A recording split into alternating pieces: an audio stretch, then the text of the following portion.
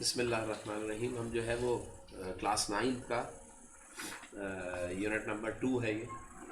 इसके एसएलओज में आपके पास डिफाइनिंग ऑपरेटिंग सिस्टम है जिसको हम देखने के लिए जा रहे हैं। अभी बेसिक्स हम इसमें से चीज़ें देखेंगे कि क्या क्या है और कैसे चलते हैं। ऑपरेटिंग सिस्टम आप जानते हैं कि एक ऐसा सिस्टम होता है। सिस्टम एक ऐसी चीज़ को कहते हैं जिसमें बहुत सारे फंक्शंस हो रहे हैं। बहुत सारे फंक्शंस को मिला दें तो वो क्या बनता है, एक सिस्टम बनता है। सिस्टम मतलब क्या है, स्कूलिंग सिस्टम। स्कूलिंग सिस्टम के अंदर उनका एग्जामिनेशन डिपार्टमेंट भी आ जाएगा, फिजिक्स डिपार्टमेंट आ जाएगा, केमिस्ट्री आ जाएगा, बायो आ जाएगा, डिफरेंट डिपार्टमेंट्स। इसके अलावा ये यानी कि डिफरेंट डिपार्टमेंट्स हों और तमाम के तमाम डिपार्टमेंट्स फंक्शन कर रहे हो एक साथ मिलकर, उसको हम सिस्टम कहते हैं। जैसे कि आपके पास डाइजेस्टिव सिस्टम होता है, खाने का एक पूरा सिस्टम प्रोसेस होता है। बहुत सारे ऑर्गन्स इन्वॉल्व होते हैं और हर ऑर्गन अपना अपना फंक्शन कर रहा होता है, समझ रहे हैं? तो उस चीज को हम सिस्टम कहते हैं। तो ऑपरेटिंग सिस्टम इसका मतलब क्या है कि ये एक ऐसा सिस्टम है जिसके अंदर मुख्तलिफ फंक्शंस परफॉर्म हो रहे होंगे। लेकिन ऑपरेटिंग का मतलब क्या है कि ऑपरेट करेगा किस चीज को, कंप्यूटर को। कंप्यूटर सिस्टम की ऑपरेशन में इस्तेमाल होगा, ठीक है। Operating system is the collection of system softwares that controls the working of computer system. जो कंप्यूटर सिस्टम की वर्किंग को क्या करता है, कंट्रोल करता है। अब जरा देखो, एक चीज समझो। कंप्यूटर के अंदर एक चीज होती है जिसे हम ऑपरेटिंग सिस्टम या विंडोज कहते हैं, जो कि इसमें पहले से इंस्टॉल्ड होती है। किसमें, ये जो लैपटॉप है इसमें इंस्टॉल्ड है। इसमें हो क्या रहा होता है, जब हम कंप्यूटर स्विच ऑन करते हैं तो एक प्रोसेस होता है जिसे हम कहते हैं boot strap process, booting process या बूट स्ट्रैप प्रोसेस, ठीक है। इस ट्रैप प्रोसेस कहलाता है, ठीक है, बूट स्ट्रैप। ये जो बूट स्ट्रैप प्रोसेस है ये मोस्टली क्या कौन परफॉर्म करता है, बायोस परफॉर्म करता है। Basic input output system process होती है, यानी कि आपके पास कंप्यूटर में एक रोम लगी हुई होती है। जब आप सिस्टम को ऑन करते हैं, जब मैं इसको स्विच ऑन करता हूं तो सबसे पहले कंप्यूटर में एक रोम होती है जो कि एक्टिवेट अपने तई खुद ही से एक्टिवेट हो जाती है, इसे कोई एक्टिवेट करता नहीं है। सबसे पहले रोम जो होती है, बायोस रोम जो होती है वो एक्टिवेट हो जाती है, रोम को एनर्जी मिल जाती है। जैसे ही रोम को एनर्जी मिलती है, ये बिल्कुल ऐसे ही है जैसे सो रहे हैं आप और जैसे ही आपकी आंख खुली तो आप खुद ही से जल्दी से आप अपनी क्या करते हैं, आंख खोलते हैं और उसके बाद फिर अपनी बॉडी को सेट करते हैं या देखते हैं कि हाँ भाई हाथ पांव चल रहे हैं या नहीं। ऐसा ही होता है ना, सोने के बाद उठने के बाद बंदा हाथ पांव हिलाता है। तो रोम एक्टिवेट होती है। इस रोम के अंदर एक सॉफ्टवेयर पड़ा हुआ होता है, कुछ इंस्ट्रक्शंस लिखी हुई होती है रोम में। ये इंस्ट्रक्शंस होती हैं, उन इंस्ट्रक्शंस को हम कहते हैं BIOS, basic input output instructions. इनमें क्या होता है कि रोम जो होती है वो सबसे पहले सिग्नल भेजती है किसको, माइक्रो प्रोसेसर। किसको भेजती है, माइक्रो। भाई कंप्यूटर के अंदर हार्ड पे माइक्रो प्रोसेसर लगा होता है ना, माइक्रो प्रोसेसर के पास सिग्नल पहुंचता है और ये चेक कर जाती है कि भाई माइक्रो प्रोसेसर है या नहीं। आंख खुलेगी तो बता देंगे भाई मैं जिंदा हूं या नहीं। तो इसमें माइक्रो प्रोसेसर के पास जब सिग्नल आता है तो ये इसको बैक करता है सिग्नल और बताता है कि हाँ मैं मौजूद हूं या मैं सही हूं, मैं वर्किंग में हूं। तो आपके बायोस को पहली रूटीन को ही पता जाता है हाँ भाई माइक्रो प्रोसेसर सही है। फिर ये सिग्नल भेजता है किसको, रैम, रीड ओनली मेमोरी, जो इंटरनल मेमोरी होती है। रैम के पास सिग्नल पहुंच गए, रैम भी इसको बताती है कि हाँ मैं हूं और ठीक हूं। दो चीजें हो गई। फिर जो मदरबोर्ड होता है इसके ऊपर डिफरेंट ब्रिजेस होते हैं, उनके पास सिग्नल्स भेजे जाते हैं। वो सिग्नल सब के सब रिटर्न करके बताते हैं कि हाँ हम मौजूद हैं और वर्किंग के लिए तैयार हैं, लेकिन काम अभी कोई भी नहीं। यानी कि आपने आंख खोली और अपने हाथ पांव हिला के देख रहे हैं कि हाँ भाई हाथ और पैर सही चल रहे हैं या नहीं। बिल्कुल ऐसे ही फिर ये बायो सिग्नल भेजती है कीबोर्ड को। कीबोर्ड जब आप ऑन करते हैं तो कीबोर्ड की लाइट जलती है ना, तो इसका मतलब क्या है, सिग्नल्स कीबोर्ड तक पहुंचने, कीबोर्ड उसको रिप्लाई देता है हाँ मैं ठीक हूं। ऐसे ही माउस के पास पहुंचेंगे, माउस रिप्लाई देगा। जब सारे रिप्लाई इस बायोस के पास पहुंच जाते हैं तो ये कहलाता है इनपुट आउटपुट ऑपरेशन अप्लाई हो गया पूरा। जब ऑपरेशन अप्लाई हो जाता है तो अब बायोस क्या करता है, माइक्रो प्रोसेसर का जो कंट्रोल यूनिट पार्ट होता है, सीयू, तमाम बायोस क्या करता है कि अब जो भी कंट्रोलिंग होती है वो किसके हैंड ओवर कर देता है, कंट्रोल यूनिट के हैंड ओवर करके खुद जो होता है वो सो जाता है। इसका काम बायोस का क्या हो जाता है, खत्म। अब कंट्रोल यूनिट जाग गया। कंट्रोल यूनिट कहां पे मौजूद है, जो माइक्रो प्रोसेसर है इसका एक छोटा सा पार्ट है सीयू कंट्रोल यूनिट। अब वो क्या हो गया है, एक्टिवेट हो गया। अब कंट्रोल यूनिट को पता है कि अब मैंने ऑनवर्ड्स आगे फर्दर काम क्या करना। तो भाई कंट्रोल यूनिट के साथ प्रॉब्लम ये है कि ये पूरा कंप्यूटर है, इसमें यहाँ पे माइक्रो प्रोसेसर है, यहाँ पे आपके पास रैम मेमोरीज वगैरह है, यहाँ पे हार्ड डिस्क है, सेकेंडरी मेमोरीज है, और इसके अलावा यहाँ पे कीबोर्ड भी लगा हुआ है, और यहाँ पे माउस भी लगा हुआ है, और यहाँ पे प्रिंटर भी लगा हुआ है। ये जो तमाम चीजें लगी हुई है, इन तमाम चीजों को, तमाम हार्डवेयर को ऑपरेट कराना है। क्या कराना है? तो ये जो हार्ड डिस्क होती है ना, हार्ड डिस्क पे यहाँ पे एक सॉफ्टवेयर पड़ा हुआ होता है जिसको हम क्या कहते हैं, विंडोज कहते हैं। ये पहले से इंस्टॉल्ड होना चाहिए। क्या होना चाहिए? इंस्टॉल्ड। तो वो क्या करता है, कंट्रोल यूनिट भेजता है हार्ड डिस्क के पास इंफॉर्मेशन और कहता है कि हार्ड डिस्क पे तलाश करता है, चेक करता है कि विंडोज कहां है। हार्ड डिस्क के ऊपर विंडोज तलाश करते करते करते करते उसे एक डिस्क के ऊपर, एक सी ड्राइव के ऊपर उसको विंडोज मिल जाती है। अब वो क्या करता है, ये पड़ी हुई है विंडोज इतनी बड़ी विंडोज है, बहुत सारा। इस विंडोज का जो स्टार्टिंग का पोर्शन होता है छोटा सा, इस पोर्शन को ये उठाता है। ये डिजायर्ड पोर्शन है, रिक्वायर्ड पोर्शन है।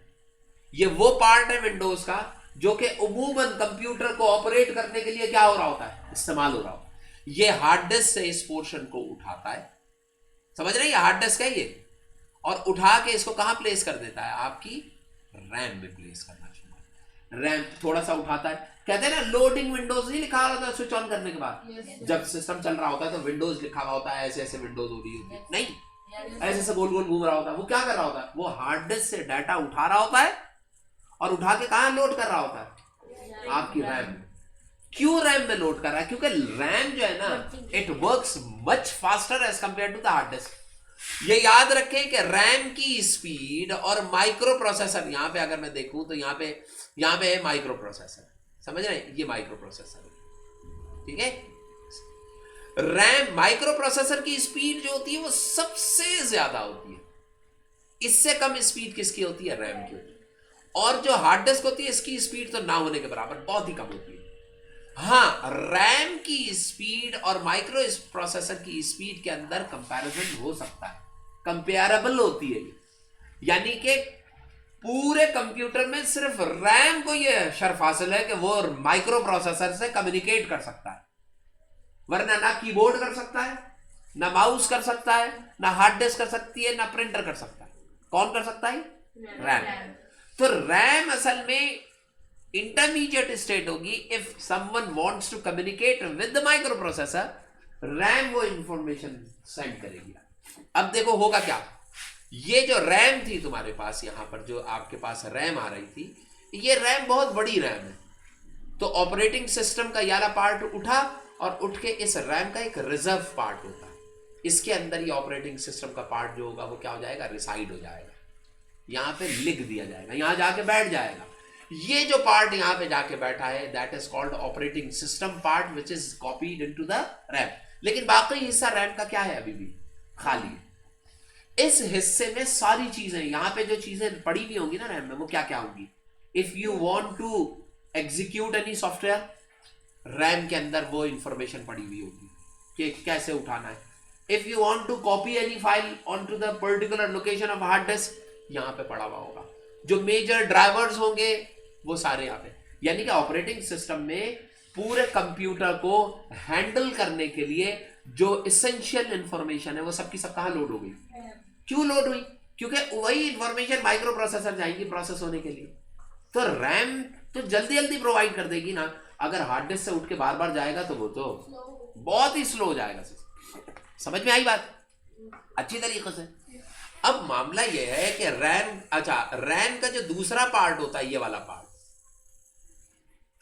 इस पार्ट के अंदर आपके पास क्या होता है, ये एम्प्टी पार्ट होता है। अब मसलन तुम्हारा दिल चाहा भाई, अब सिस्टम ऑन होके कर्सर आपके हाथ में आ गया, अब आपका दिल चाहा कि यार ये गेम है कोई, ये मैं गेम खेलना चाहता हूं। मैं जैसे ही गेम पे क्लिक करूंगा, डबल क्लिक करूंगा, तो ये गेम कहां पड़ा है, आपकी हार्ड डिस्क पे पड़ा। हार्ड डिस्क से उठेगा और उठ के कहां चला जाएगा, रैम के इस वाले पार्ट पे आएगा। ये उठा के कौन लाएगा, ये जो ऑपरेटिंग सिस्टम है ना, ये सारा काम परफॉर्म करा रहा होगा यहीं से। और इसको उठा के क्या करेगा, रैम में प्लेस करेगा। जब रैम में आ जाएगा तो रैम के अंदर आने के बाद अब इसका पहला पार्ट यहां से फेच होगा, माइक्रो, ये ऑपरेटिंग सिस्टम कर रहा होगा ये काम, पहली स्टेटमेंट को फेच करेगा और माइक्रो प्रोसेसर भेजेगा। माइक्रो प्रोसेसर क्या करेगा, उसको एग्जीक्यूट करेगा, उसके रिजल्ट को फिर से रैम में भेजेगा, फिर दोबारा से उसका एक इंस्ट्रक्शन जाएगी और ये प्रोसेस जो होगा वो मुस्तकिल तौर पर परफॉर्म हो रहा हो। अब ये बताओ कि रैम के अंदर जो ऑपरेटिंग सिस्टम पड़ा हुआ है, ये हार्ड डिस्क से गेम उठा के रैम में लेके आया, फिर रैम से उठा के माइक्रो प्रोसेसर के पास लेके गया, एग्जीक्यूट करा के वापस, ये सारा काम कौन कर रहा है, ये ऑपरेटिंग सिस्टम कर रहा है। अब तुम मुझे बताओ कि अगर रैम के अंदर रखा हुआ ऑपरेटिंग सिस्टम खराब हो जाए या उस रैम के अंदर रखे हुए ऑपरेटिंग सिस्टम के अंदर कोई एरर आ जाए तो आपका सिस्टम हैंग कर जाता है ना। सिस्टम हैंग करके आए, चल ही नहीं रहा, आप क्या करते हैं, रीसेट कर देते हैं। रीसेट करने का मतलब क्या, रैम वैनिश हो गई, खत्म हो गई, दोबारा से वो पार्ट लोड हुआ तो आपके पास कंप्यूटर कुछ देर तक के लिए फिर चलेगा। तुम्हें समझ में आती बात? तो अब तुम मुझे ये बताओ कि operating system is very important if we want to copy any file. अगर मैंने कोई फाइल क्रिएट करनी है, कोई सॉफ्टवेयर चलाना है, अब मसलन मैं गेम चला रहा हूं तो गेम को चला कौन रहा है, पीछे ऑपरेटिंग सिस्टम इसको हैंडल कर रहा है, समझ रहे? कोई एप्लीकेशन सॉफ्टवेयर है, ऑपरेटिंग सिस्टम हैंडल। तो ऑपरेटिंग सिस्टम एक ऐसा सॉफ्टवेयर है जो तमाम सॉफ्टवेयर को क्या करा रहा चला। अब सपोज के मैंने गेम को क्लोज कर दिया तो ऑपरेटिंग सिस्टम जो यहां पर है इसका काम ये होगा कि यहां से गेम को रिमूव करके स्पेस को क्या करे, फ्री करे। नहीं, स्लो हो जाने का मतलब दो तीन होते हैं। एक तो ये होता है कि जो ऑपरेटिंग सिस्टम यहाँ पे लोडेड होता है, इसके अंदर आ जाते हैं वायरसेस। वो वायरसेस इसको अपना काम नहीं करने देते, इसको किसी और काम में बिजी कर दिया, उसने लूप में डाल दिया है, ऑपरेटिंग सिस्टम लूप में लगा हुआ है, आपने कोई काम करने के लिए कहा हुआ है, सिस्टम बैठ गया। नहीं समझे? तो जो वायरस होता है ना, वो आपकी रैम में जाके ऑपरेटिंग लोडेड ऑपरेटिंग सिस्टम को तबाह करता है। नहीं समझे? ऑपरेटिंग सिस्टम हार्ड डिस्क पे पड़ा हुआ है, लेकिन ऑपरेटिंग सिस्टम जो कि आपके सिस्टम को कंट्रोल कर रहा है वो असल में लोडेड कहां है, रैम में। तो जो आपका वायरस मैं बनाता हूं, वो वायरस असल में क्या करता है, आपकी रैम के ऑपरेटिंग सिस्टम पे कॉपी हो जाता है, उसको खराब कर देता है। जब वो खराब हो गई तो इसका मतलब क्या है कि जब मैं कोई गेम रन करूंगा तो गेम खराब नहीं है जो चल नहीं रहा, वो ऑपरेटिंग सिस्टम जो रैम में जिसको चलाना था वो खराब हो गया। तो मैं क्या करता हूं, अमूमन अगर आपके सिस्टम में वायरस आ जाते हैं तो तुम क्या करते हो, तुमसे यही कहता है ना बंदा, यार आप ऑपरेटिंग या तो एंटीवायरस लगा के खत्म कर दो, और अगर नहीं है तो कहते हैं भाई विंडोज इंस्टॉल करते, बड़े वायरस है, यही बोलते हैं ना, विंडोज इंस्टॉल कर लो। क्यों कहते हैं ये? इसका मतलब क्या है कि वो पहले रैम को खराब करता है, और खराब करते करते एक टाइम ऐसा आता है कि आपकी हार्ड डिस्क में जो इसकी कॉपी पड़ी होती है उसको भी क्या करने लग जाता है, बिगाड़ने लग जाता है। तो ऐसी सूरत में कहते हैं कि यार इसको मिटाएं, नई विंडोज इंस्टॉल करें, वो जब उठ के रैम में जाएगी तो बिल्कुल परफेक्टली चलेगी। नहीं समझ में आई बात? ये कॉन्सेप्ट किस चीज का, ऑपरेटिंग सिस्टम का। अब यहां पे देखो, अगर ये मेजर कॉन्सेप्ट है जो कि जहन में होना चाहिए। अब जरा देखें main functions of operating system, वो काम जो कि कंप्यूटर के अंदर सारे हो रहे होंगे वो मेन फंक्शंस कहलाएंगे। क्या क्या है भाई, पढ़ो भाई। द फॉलोइंग, ऑपरेटिंग सिस्टम का काम मैनेजमेंट का होता है कि मैनेज कैसे किया जाए। अब बताओ, पहला क्या है, प्रोसेस का मैनेजमेंट करना। प्रोसेस क्या होता है मैं बताता हूं। मेमोरी को मैनेजमेंट करना, इनपुट आउटपुट डिवाइसेस को मैनेज करना, जो फाइल तुम सेव करने के लिए जा रहे हो, मैंने बताया था ना, फाइल जब हार्ड डिस्क में सेव होने आ रही होती है तो उसका फाइल एलोकेशन टेबल होता है, उसको वो भी कौन मैनेज कर रहा होता है, आपका ऑपरेटिंग सिस्टम। रिसोर्सेज जो कंप्यूटर के साथ तुम कनेक्ट करने के लिए जा रहे हो, प्रिंटर कनेक्ट कर दिया मैंने, ये डिवाइस लगाई, इसको भी कौन मैनेज कर रहा है बैकएंड पे, ऑपरेटिंग सिस्टम। अब सपोज कि मैंने तुम्हारे सिस्टम में लगाई और तुम्हारे सिस्टम में ये नहीं चल रही, तो इसका मतलब क्या है, तुम्हारे मेरी डिवाइस खराब नहीं है, तुम्हारे ऑपरेटिंग सिस्टम में ये कैपेबिलिटी नहीं है कि इसको हैंडल कर पाए। और उसके अलावा यूजर मैनेजमेंट, कि अगर कंप्यूटर के ऊपर बहुत सारे यूजर्स बना दिए जाए तो तुम्हें समझ में आए, ये बहुत सारे मैनेजमेंट के काम ऑपरेटिंग सिस्टम कर रहा होता है। अब देखो, सबसे पहले बात करेंगे हम कौन से, प्रोसेस मैनेजमेंट की। कौन से मैनेजमेंट की? प्रोसेस मैनेजमेंट का मतलब क्या होता है, किसी चीज की एग्जीक्यूशन करना, किसी चीज को। तो तुम्हें याद करो एग्जीक्यूशन कैसे होती थी, रैम में से इंस्ट्रक्शन फेच हुई, फेच होने का मतलब क्या, कट हुई, उठ के कहां गई, माइक्रो प्रोसेसर में, उससे उसको एग्जीक्यूट किया, वापस ला दिया। और ये बताओ, रैम के अंदर जो बहुत सारे सॉफ्टवेयर्स पड़े हुए हैं उसमें मल्टी प्रोसेसिंग भी होती है, मतलब 2 गेम चला दिए मैंने, दोनों एक साथ चल रहे हैं, गेम भी चल रहा है और म्यूजिक भी चल रहा है। तो अब कब मैंने गेम उठाना है, कब म्यूजिक उठाना है, फेच करके माइक्रो प्रोसेसर ले जाके एग्जीक्यूट कराना है। जो प्रोसेसेस आते हैं ना, वो प्रोसेसेस क्यू में लग जाते हैं। अब अगर मैंने पहला प्रोसेस कर लिया, फिर मैं दूसरे की तरफ आया, तीसरे की तरफ आया। इसके अंदर हम टाइम मैनेजमेंट भी कर रहे होते हैं प्रोसेस के अंदर। क्या? अब बताओ, तुम सारे लोग रजिस्टर चेक कराने के लिए आ गए मेरे पास। अब मैं पहले बच्चे का चेक कर रहा हूं, तुम्हारा सिर्फ एक चैप्टर है, इसके 10 चैप्टर है, तुम्हें वेट करना पड़ेगा ना। तो बेहतर ये नहीं था कि मैं आपका पहले चेक कर दूं? उससे बेहतर काम क्या किया जाए, 10 बच्चे खड़े हैं ना, मैं सबको टाइम एलोकेट कर दूं। समझ में आ रही बात? ये प्रोसेस मैनेजमेंट में आती है। सारे प्रोसेस करने ना, मैं क्या करूंगा, एक एक लाइन सबकी चेक करूंगा, या 2-2 मिनट तक सबको चेक करूंगा। मैंने 1 मिनट इनका चेक किया, जैसे ही इसका टाइम पूरा हुआ इनको क्यू में लगा दिया, अब आप आ गए। 1 मिनट आपको दिए, आपका टाइम कंप्लीट हुआ, क्यू में लगा दिया, अब आप आ गए। तुम्हें समझ में आ रही बात? तो डिफरेंट सॉफ्टवेयर एक ही टाइम, और ये बहुत क्विकली हो रहा होगा। तो इसका मतलब क्या होगा कि जब बहुत क्विकली मैं ये परफॉर्म कर रहा हूँ तो आपको लगेगा ऐसे कि हम सबका काम एक साथ चेक हो रहा है और सबके सब सॉफ्टवेयर एक साथ एग्जीक्यूट कर जाएंगे। नहीं समझे? ये कॉन्सेप्ट कहलाता है प्रोसेस मैनेजमेंट। कि प्रोसेस, कौन से प्रोसेस को एग्जीक्यूट करना है, कौन सा प्रोसेस अभी आपको वेट करा देना है। कोई प्रोसेस हॉल्ट हो गया है तो उसके साथ क्या किया जाएगा, कैसे में, यानी कि रुक गया है, जैम हो गया है, लूप के अंदर चला गया है, प्रोसेस टर्मिनेट कैसे होगा। तो ये काम प्रोसेस मैनेजमेंट कहलाता है। और ये सब कौन कंट्रोल करता है? आपका ऑपरेटिंग सिस्टम। अब यहां पे देखो, अगर तुम इसे पढ़ो, लूप के अंदर जाने का मतलब क्या हो गया कि एक प्रोसेस गलती से क्या हुआ कि उसके अंदर कोई प्रॉब्लम आई जिसमें वो प्रोसेस बार बार एग्जीक्यूट होने लग गया। तो वो तो होता रहेगा जब तक तुम उससे बाहर ना हो। तो उसको भी कंट्रोल करने के लिए मैं, अब ये देखें, process management is an essential part of operating system. क्योंकि ऑपरेटिंग सिस्टम का काम ही होता है ना प्रोसेस को एग्जीक्यूट कराना। तो उसको कैसे मैनेज करेगा? The process is the program in execution. Program का वो पार्ट जो कि, वो हिस्सा जो कि एग्जीक्यूशन में हो।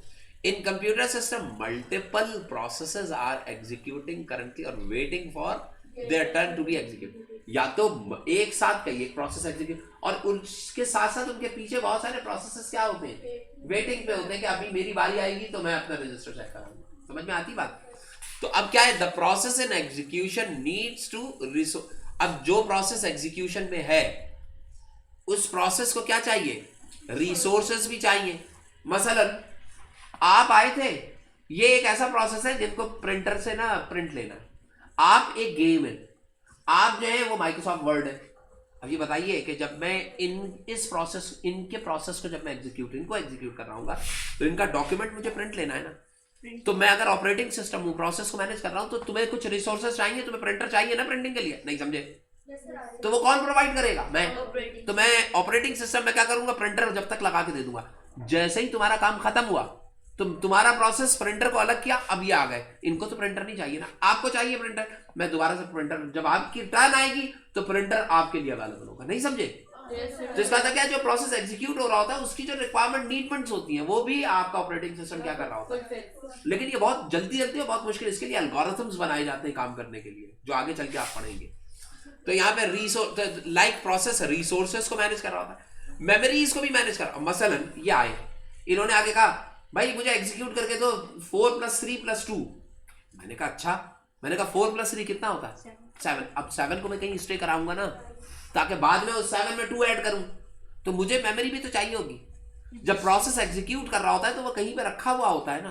तो इसका मतलब क्या है कि inside the microprocessor registers होते हैं जिसमें इन प्रोसेसेस को क्या किया जाता है, प्लेस किया जाता है। तो प्रोसेस को एग्जीक्यूशन में अगर मेमोरी रिक्वायर्ड है, ऑपरेटिंग सिस्टम प्रोवाइड करेगा। टाइम रिक्वायर्ड है, ऑपरेटिंग सिस्टम प्रोवाइड करेगा। रिसोर्सेज रिक्वायर्ड है, ऑपरेटिंग सिस्टम प्रोवाइड। तो ये सारा प्रोसेस मैनेजमेंट में आ जाएगा। समझ में आ रही बात? और आईओ रिसोर्सेज। आगे चलिए, the operating system must allocate resources to the process, enable processes to share and exchange information. बाज़ दफा क्या होता है, एक प्रोसेस एग्जीक्यूट हो रहा है, आपका रिजल्ट आ गया, उस रिजल्ट को मैंने इनके प्रोसेस के अंदर क्या करना है, इंडक्ट करना है। मसलन आपने 2 नंबरों को ऐड किया है, अगला प्रोसेस उन्हीं नंबरों को सब्ट्रैक्ट कर रहा है, या आपका जो एडिशन का आंसर आ रहा है उसको 10 से मल्टीप्लाई करना है। पहले प्रोसेस में ऐड कर दिया, जो तुम्हारा रिजल्ट आया है वो इनके पास इनपुट चला जाएगा। तो इसका मतलब क्या है, आपका प्रोसेस सेकंड प्रोसेस से लिंक हुआ है ना, तो इनपुट। तो इसका मतलब क्या है, दोनों प्रोसेस एक दूसरे से इंफॉर्मेशन शेयर कर रहे हैं ना। तो बाज दफा क्या होता है, प्रोसेसेस इंफॉर्मेशन को क्या कर रहे होते हैं, शेयर कर रहा हो, तो उसकी इंफॉर्मेशन की शेयरिंग भी हैंडल कर रहा होता है आपका प्रोसेस मैनेजमेंट। दोबारा टाइप नहीं करना पड़ता उसका आउटपुट वो जो भी प्रोसेस हो रहा हो, मैं टाइपिंग, ये टाइपिंग से निकल चुका काम, ये तो चीज आ चुकी है और मैंने एक जगह से दूसरी जगह पहुंचानी है। समझिए मैनेजमेंट का मतलब ये हो गया कि लोग बैठे हुए जो कि डाटा को एक जगह से दूसरी जगह क्या कर रहे हैं, जस्ट ट्रांसफर कर रहे हैं, शिफ्ट कर रहे हैं, प्रोसेस करा के दूसरी जगह। तो देखिए, and protect resources for each process from the other process. ऐसा नहीं है कि मैंने अब कंप्यूटर इनको भी यूज करना है, उनको भी यूज करना है, दो प्रोसेस हैं। अब मैंने अगर इसको यूज करा दिया तो कराने के बाद वो प्रिंटर इनके साथ ही कनेक्ट रहा, जब अगला प्रोसेस आया तो प्रिंटर ही अवेलेबल नहीं है, तो मैं क्या करूंगा, मैं जिस वक्त रिक्वायर्ड होगी उस वक्त वो रिसोर्स उस प्रोसेस के लिए एलोकेट कराऊंगा और फिर उसको सेपरेट भी कर दूंगा जब एग्जीक्यूशन खत्म होगी। तो समझ में आती है? देखें, ये बिल्कुल ऐसी चीज है ऑपरेटिंग सिस्टम जो मैं अपनी, ये जो जितने काम मैंने बताए ना तुम्हें प्रोसेस के, ये अगर आप प्लांट में चले जाए ना तो वहां पे जो बंदा बैठ के प्रोसेस मैनेजमेंट कर रहा होगा वो सेम यही काम कर रहा होगा, वो भी ऑपरेटिंग सिस्टम कहलाएगा। ये जो प्लांट के ऊपर मैनेजमेंट का डिपार्टमेंट है, जो मैनेजमेंट कॉलोनी बनी है जिसके अंदर लोग रहते हैं, इन सबके हेड यही काम सर्विसेज प्रोवाइड कर रहे होते हैं कि प्रोसेस कहां से उठा के किधर लेके जाना है। जबकि वर्कर जो होते हैं उनका काम क्या होता है, सिर्फ काम करना, इंस्ट्रक्शंस लेनी है और ले आके, उसको जो मैनेज कर रहा होता है वो मैनेजर करेगा। समझ रहे हैं? तो कोई भी सिस्टम बगैर मैनेजमेंट के ऑपरेट नहीं होता। तो कंप्यूटर भी इतने बड़ी सिस्टम है तो इसके लिए भी मैनेजमेंट चाहिए। तो अगली जो है तो